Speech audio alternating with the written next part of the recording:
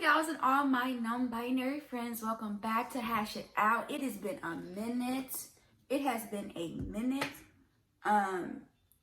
This shit, YouTubing and running my mouth as like the only job that I have and do is a dream. But it's not easy. Like, it's not easy to make sure, especially someone like me, I don't take myself very seriously. And so I don't like to take myself too serious, because then you'll end up missing out.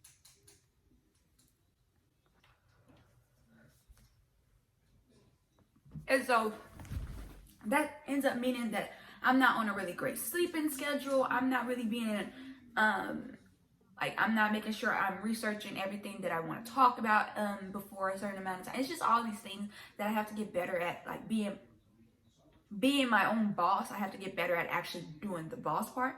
But yeah, welcome back to Hash It Out. Let's get straight into it. Let's start off with something very light, but not really light, right? So let's talk about Stacy Dash and her return to the Black community.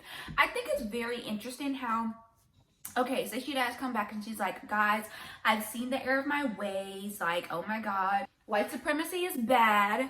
And, you know, I was a puppet. They were trying to use me, appeal to Black people, and make Black people be okay with white supremacy. And it's like, we do not allow Black women to make mistakes, have errors of judgment. It's not even a mistake. Make bad choices. We are so ready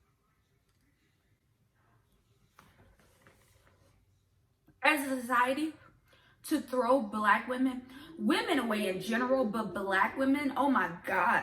And I'm talking about everyone, but you would think that the Black community would try harder to not do this. And like, the way that people have just been so unwilling to even look Stacey Dash's way. I'm not a Stacey Dash apologist, okay? Whatever. But I think it says a lot that the people who really, really, really are the ones who, this wood is hitting me. The people who are the ones who really are going to get canceled, and that's actually going to affect their lives, are going to be Black women and marginalized people. Those are the people. I remember people getting so upset because Nick Cannon lost his fucking show for being anti-Semitic. And I need to have a discussion about how a lot of hoteps and a lot of people who are Black, who are pro-Black, end up going so far to be like white supremacists in blackface. Like, really is really like, word to Terry Crews, like Black supremacy. And they're like, they use the same language as Hitler and other fascists to discredit Jewish people and say, oh, Jewish people are also the reason why Black people are the way they are. And actually, it's just really weird. And so the fact that, okay, we were so like, oh my God, y'all are cancel culture only works on Black men, huh? That's not true. Nick Cannon ends up getting his show back. Cancel culture only works on Black women and marginalized people of color. That's who it works on. It don't work on white rich people. It don't work on rich Black men. Because that would mean white people and Black men holding Black men accountable, and that's not going to happen unless white people are trying to actually murder Black men. They're not going to actually try to. What? No. And so I just think it's fascinating that we're so ready to like, I didn't really too much see anybody being like, you know what? How about we give Stacey a chance? And I'm not saying I watched a bunch of stuff about Stacy Dash, but I was seeing the reactions to her apology. And it's like, to me, when I say like, oh, look at what someone's did, I'm just saying like, hey, maybe that person should look at their actions and see why it led them to people being like, oh, you're doing more harm than good. And then recognizing that, and then like saying, hey, I see what you guys were talking about. Now, we can argue all we want about how Stacey is being opportunistic. She just wants her jobs or whatever, which, I mean, people got to eat regardless. But it's like, y'all don't care. Y'all don't really care about that, because the same people who are saying this about Stacey Dash are the same people who are out here fanning over Kanye, never felt like Kanye was a problem. Kanye was a free thinker. It's just like, it's so... yeah, it's disgusting. It's really quite disgusting. But okay, next subject. I have two conversations about the UK, which I'm pretty sure you can guess the second one. But the one I'm talking about right now is it's about the UK, but it's about, you know, the police as a whole.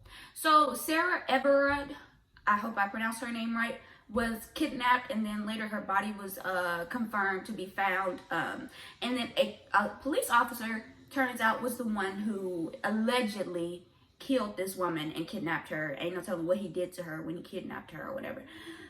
But I had saw this news and I wasn't going to talk about it until this morning when I woke up and I saw that there were vigils being held for this woman in the UK, and the British police were like trying to like get them out of there because everyone's so concerned about corona. As soon as people are trying to speak up against police, oh, that's when the police really care about making sure corona is like being handled, right? I can't speak for the British police. I don't know what they've been doing about corona over there, but I just think it's fascinating. And this idea, like, who's policing the police, right? They said the guy who allegedly murdered Sarah, also like three days before this happened, I guess he was off duty on both of these things when he kidnapped Sarah and so 3 days before he kidnapped this woman, he was in a situation where he literally flashed, like exposed himself to people and stuff like that. And it's like the second most, what is it called, reported police misconduct is sexual misconduct. Is like gendered misconduct, where police are using their power to make women and people and femme presenting people who are already in precarious living financial situations, whether it be they are sex workers or they were pulled over for a traffic stop and now they don't want to get a ticket. And so now the cop has all this power and they're telling people, oh, if you just, you can go. And some people are sick enough to look at that and be like, well, if you're talking about sex workers, that's her job. So I don't see what the problem is. I don't know how to help you. I really don't. I don't know how to explain to you that consent is a thing. And just because I'm a sex worker doesn't mean that people get to blackmail me into doing sexual acts for them to not, arrest me for trying to make a living for myself. If you can't see how that is fucked up, you clearly you're on a whole different scale. And there's no hope for you here from me because I can't help you. I know there's hope for everyone, but I can't help you. But okay, so yeah, that just really, it was like crazy to me to see these police officers who one of their own is the reason why people are out here mourning this woman, have the audacity to then try to put these people away or tell them to leave. Like, y'all don't care. Y'all do not care about coronavirus. Y'all do not care. Y'all don't care. Stop it. Y'all, police are so, I was watching Cheyenne. I can't remember her last name, but I'll have her up here. I was watching her video about like anti-bullying and bullies and stuff like that. And like, it just made me realize, and she basically said like, her theory of the case is that bullies aren't just people who are going to grow out of this, and they're not people who are just there. You know how media likes to paint them as like, oh, if you really look at the life of a bully, there's someone whose parents are probably treating them bad and they're probably in abusive situations. And while that is true, that a lot of times abuse and trauma leads to more abuse and trauma, Cheyenne argument of the case, and what I tend to agree with, is that bullies tend to be white supremacists. Bullies tend to be people whose environment have taught them who is seen as less desirable, who is seen as less worthy of your respect and your consideration. And so you're allowed to treat them however the fuck you want. And that's why when it comes to really trying to solve the issue of bullying, you can't really solve it because these people's parents aren't bullies to them. They're bullies to marginalized people. And they spent their whole lives coasting off the back of being white supremacists and like their white privilege or whatever. And I bring this up because, yeah, bullies are it's hate crimes. Bullies tend to be, oh, you're this, you're that, you're name a marginalized group. You're gay, you're a man, and usually talking to a black woman, telling her that she's a man, or whatever. Just all kind. It's usually like homophobic, ableist shit like that or whatever. That's what bullying is. And then what ends up happening is these bullies end up going into positions of power because they love having that control over marginalized people. And a lot of cops are former bullies. I just want y'all to know that. I just want y'all to know that. And so it's not surprising to me that cops are constantly seen using their power to abuse people, because cops are bullies. I'm sorry if you hear the wind in the background, or my cousins playing, they came over, or if you hear like the lawn mowing. It's Saturday, people are active. But anyway, yeah, it's just, well, the wind's always active. I don't know what it is. The wind's always fucking with me. But yeah, it's just so fascinating to me. Like, every time there are cries out about the police doing something, or the police are like, even then the police are just always out here acting shady as fuck, and then no one's doing anything about it, because these are the people that are supposed to be doing something about the violence. You know what I'm saying? It's really quite disgusting. So yeah, the Sarah Everard case, you know, sorry to the people who've lost her. It's very sad. You know, you never want to see that. You never want that to happen to anyone. So it's really sad when it happened. All right. Speaking of hate crimes, Asian American hate crimes in America are going up. People are literally, since the coronavirus, people have really, and I've had people in my own life tell me about conversations they've had with people who were like, China needs to pay. China needs to pay for what they've done to America. And you can directly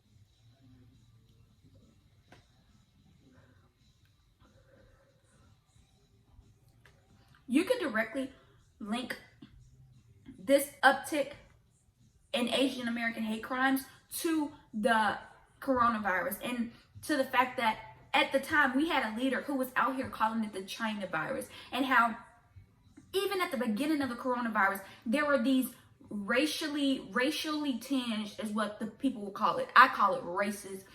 Comments about how, oh, you know, the conspiracy theories, as soon as they came out about this virus, it was, oh, Asian people out here eating bats, and now everybody have a virus and all this shit. And it's just like, wow. And so it's not crazy to think that people are going to start, okay, well, I don't want to have to wear masks, and I don't want to have to believe this is real, but Asian people are gross. Asian people do eat strange foods that aren't really typical of us. And so it's not hard for me to believe that Asian people have this problem. And like, people already have all this hate for minorities to begin with, regardless of if you're a good minority, a bad minority. And I can even have a conversation about that, whatever, about how Asian people in America, it shows you, like, in America, Asian people are considered the good minority, right? They're the minority you want to be. None of us are ever going to be as good as white people, but the best you can do is not be black, and probably the closest you're going to get to white as a minority is going to be Asian people. And even that, again, I've been binging Cheyenne's videos, so I was watching her videos last night, and she was talking about how Asian Americans' white status is conditional. And as soon as the coronavirus showed up, you saw how conditional that was. It always was conditional. I mean, Asian people have always dealt with a certain amount of harassment from, you know, Americans, because racism, you know what I'm saying? And this fear of other, because white supremacy is just a hell of a drug or whatever. And so it's really disgusting to see. Asian people do not deserve this. No one deserves harassment, and it's really sad. Small businesses are struggling enough, and now, like, at the beginning of this pandemic, people had stopped going to Chinese restaurants as much, or if they're going there, they're being super racist, super racist. And it's not just like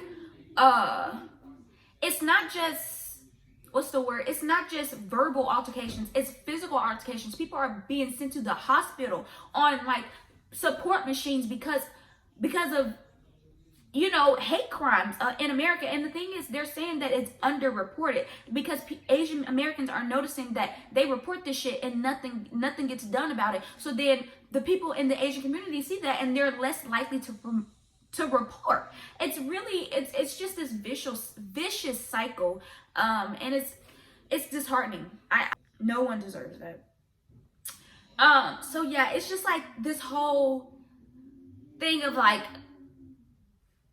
oh, you're different, and it's this blame game, right? Because Trump didn't want to be held accountable for the fact that he was allowing this virus to spread so rapidly in his country. And so instead of taking ownership, he didn't even have to take ownership, just do something about the fact that this was happening, you know. Instead of doing something about it, he just pointed the finger elsewhere, because Trump is the president of scapegoats, and usually those scapegoats includes minority and marginalized people. Like it just does or whatever. It's really disgusting to see. This whole coronavirus like pandemic has just been, I mean, you get racism, you get intellectual, anti-science, you know, the anti-maskers. The fact that I live in Texas, Greg Abbott has fully opened the restaurants and shit like that. Like, it's so ridiculous. It's ridiculous. It doesn't make sense. Completely saying like, oh, you don't have to wear masks. You need to wear masks, but I'm not going to require it at the government. And good luck businesses trying to enforce that shit. Because if businesses can't say, oh, the government is telling us to do this, then you're going to continue to see an uptick of harassment from people to business owners who are refusing people because they want to protect themselves, their employees, and their customers. And people just don't get that, because people don't care about protecting each other, because we're taught we don't have to care about each other. First of all, you're taught not to care about yourself, and you're also taught not to care about each other. And it's really quite sad. And like, I'm just really disgusted. And like, the South, it's so frustrating. I was born and raised in the South. I've never been anywhere else besides the South. And it's just sad to me, because people on a national scale, and I don't know, on a global scale, I'm not sure about the global, but on a national scale, just see the South as like a snake eating its own tail. But Black and marginalized communities live here, and they are being suppressed, and then they are dealing with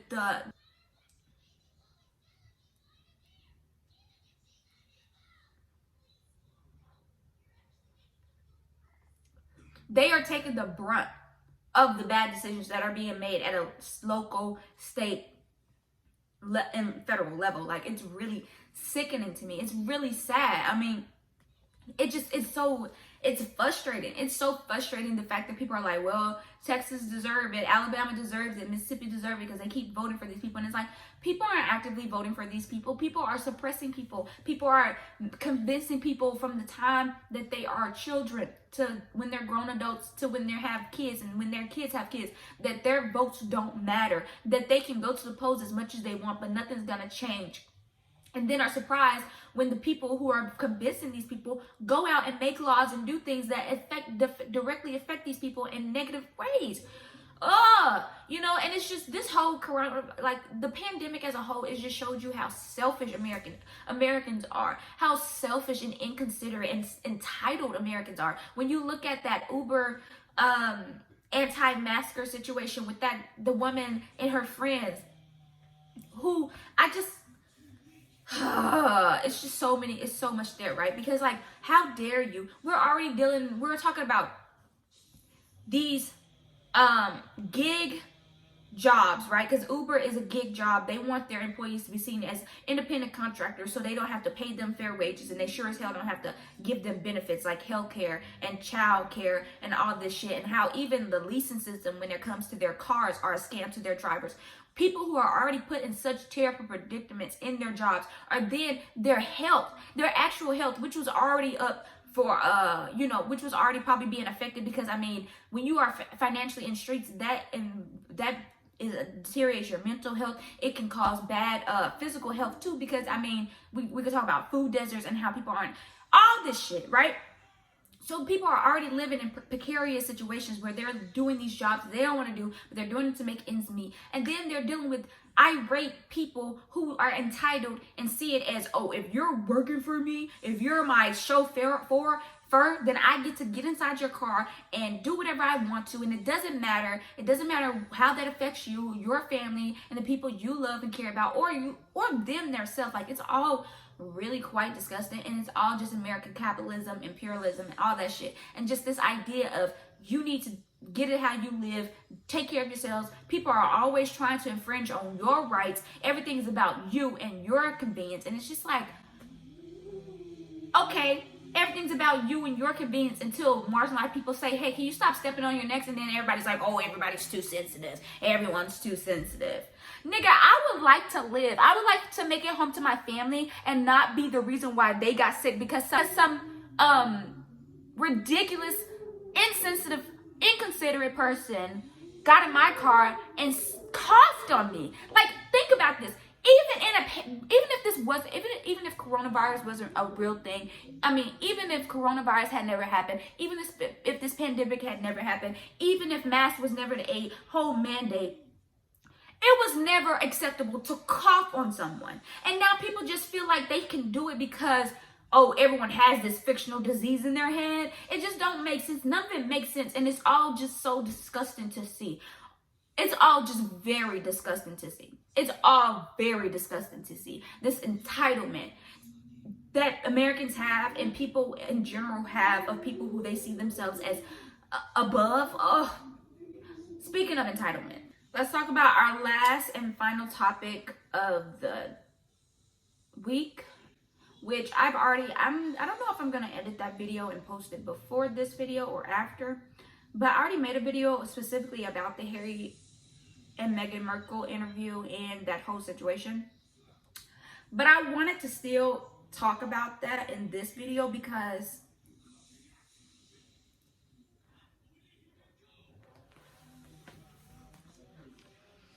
I think the institutions that we live in, the institutions that we live up under, that we hold in high regard, that we hold as the pinnacle of respectability and the dream, like this is literally the dream, the fantasy. These institutions, we have, I mean, not we, because I was nowhere near that, but for so long they have worked to rewrite the history of themselves and separate themselves from their racist and imperialist and colonial past, even though they spend their present existence like uplifting that shit and like showing it off, right? So I as an American can only think about the American government because that's the only thing I can relate to, you know, the monarch, even though the monarch don't hold as much power as it did have. It's more of a fictional power now, but it still holds weight and it still has real life consequences, right? We like to separate them from they separate themselves and wrote in these history books that we didn't have to learn in these schools because these institutions provide the schooling that we get, right? That this thing was going on here, the American government and predestination was going on here, and it was separate from the fact that natives were like, there was a genocide of native people and indigenous and First Nation people. And also there was an enslavement of people to build this institution that we uphold as the American dream, that goes out and go into brown and black countries and take and kill everyone there, or try to rule there by pushing their own rulers there. And then we say, oh, okay, that has nothing to do with each other. And then now present day, not only does that not have nothing to do with it, but we want representation for those people, which is it's not crazy to want representation for yourself, but when that representation is just a physical representation, when that representation is just the same color as you, when that representation is literally a black and brown face on white supremacy, then to me, that does more damage than good. It does more damage for Barack Obama to go out on his campaign trail in 2007, 2008 and talk about this absent black father. Yes, it is very valid for him to want to express his own personal experience and the fact that is his story. His father was absent. His father was of African descent and he was absent in his life. That is true. But we know that is a stereotype that has been put on the black community without having a full nuanced conversation. And Barack Obama still doesn't have that full nuanced conversation. And so we put these people, these black faces in these positions, in these high positions of white supremacy. And then we're surprised when white supremacy is either, you know, using them as voices and microphones for white supremacy, or they expel them and ridicule them and treat them badly and then say, hey, we don't want you as the face for our white supremacy because, hey, we need white people as the face of white supremacy because then how are we gonna uphold this white supremacy? Like, it just don't make sense to me. And so it's just so, I just think it's so much there when we look at the monarch, because like they built their fucking empire on the backs of black and brown people and the destruction and oppression of these people to this day. And then they're surprised when this white looking woman who has a black mother comes in and is not accepted. When, what? You're surprised? Why are you surprised? White supremacy teaches black and brown people to tell their own children to make sure that they're not having children who are dark, who are darker than them. So why are you surprised that the system that is white supremacy doesn't want that in their own family? Questions how dark the children are going to be in their own family. Why are you surprised?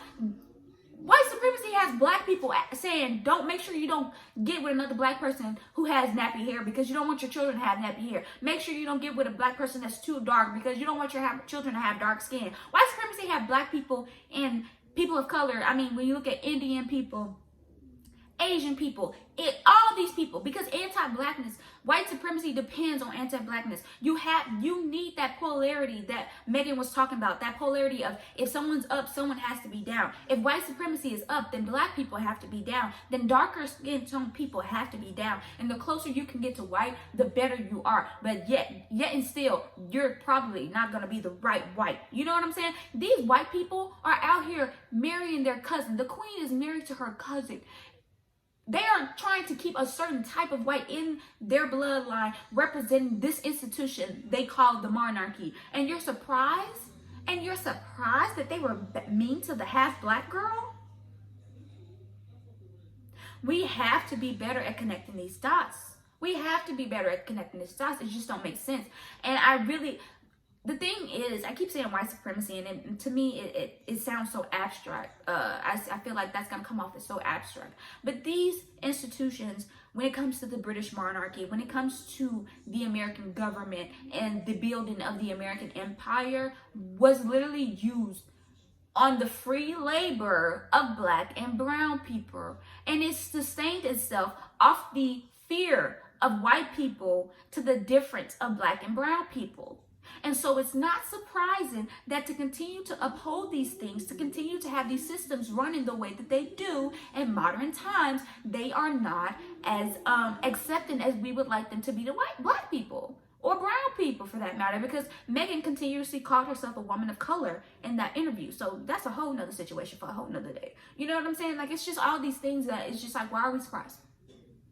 And it's like, okay, that's not to say that it shouldn't be shocking, because it should be shocking. It should be shocking that people are so unwilling to accept other people. That is shocking.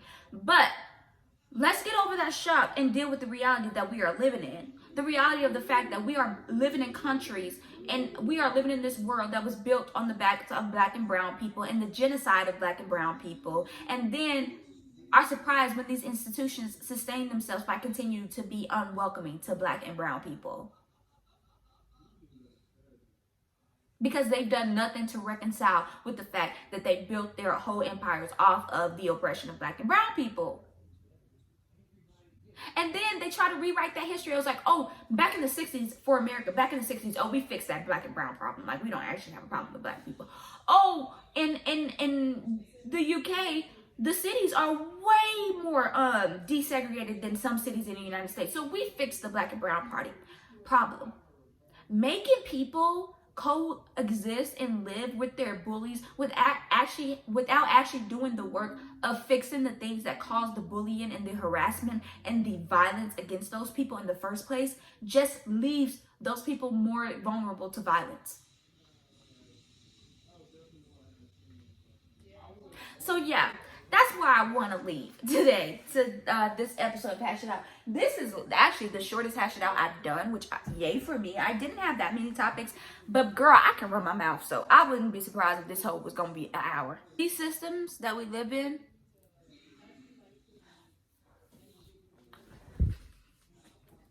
was built off of the fear and oppression of black and brown people, right? And so I don't know what else to tell. Like, so yeah, the coronavirus spiked Asian hate crimes in America because we had a white supremacist in office, out loud and white supremacists in office. It wasn't the first white supremacist in office. We had an out loud and proud white supremacist in office who didn't want to take responsibility for a pandemic spreading in his country. And so he used a racial minority to point the finger at for why white people should really be afraid. And so it caused white people to be violent, because that's what white people do when they're afraid. They use their fear to rationalize their violence and their suppression and oppression of other groups of people. Simply put.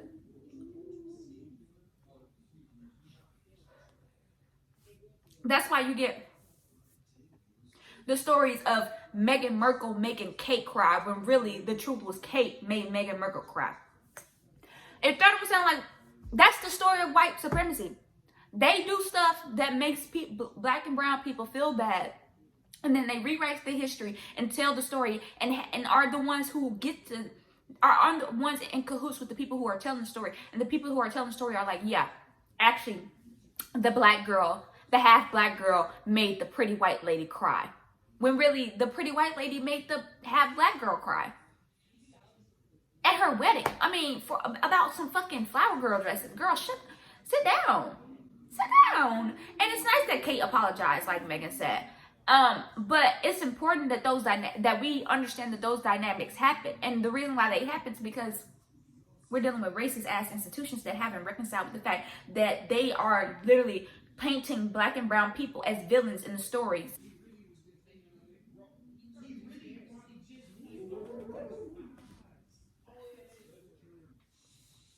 All right. On that note, take care of yourselves, take care of each other, wash your hands, wash your face, wear a mask, wash your ass, and don't be a fascist asshole. Bye.